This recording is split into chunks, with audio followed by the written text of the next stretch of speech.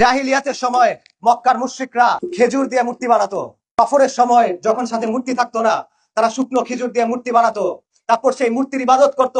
তারপর যখন তাদের ক্ষুধা পেত, তখন সেই মূর্তি আবার খেয়ে ফেলতো। এই গণতন্ত্র, এই মানবাধিকার, এই আন্তর্জাতিক আইন হলো আধুনিক বিশ্বের শুকনো খেজুরের মূর্তি। যখন প্রয়োজন হয় তারা এটার ইবাদত করে, যখন প্রয়োজন হয় তারা এটার বন্দনা করে, যখন প্রয়োজন হয় তখন তারা আমাদের এটা সবক দেয়, আর যখন প্রয়োজন হয় তখন তারা এটা খেয়ে ফেলে। আমরা গাজার মধ্যে দেখতেছি। কাজে এই বাস্তবতা, এই শিক্ষা আমাদের গ্রহণ করতে হবে। তন্ত্র মন্ত্রের পথ থেকে আমাদের ফিরে আসতে হবে।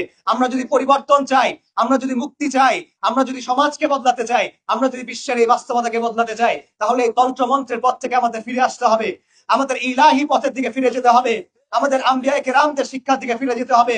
আমাদের সালাফুস সালেহিনের পথের দিকে ফিরে যেতে হবে। আল্লাহ সুবহানাহু ওয়া তাআলা আমাদের এই কথাগুলো বোঝার, মানার, বোঝানোর এবং বাস্তবায়ন করার তৌফিক দান করেন। আসসালামু আলাইকুম ওয়া রাহমাতুল্লাহি ওয়া বারাকাতুহু।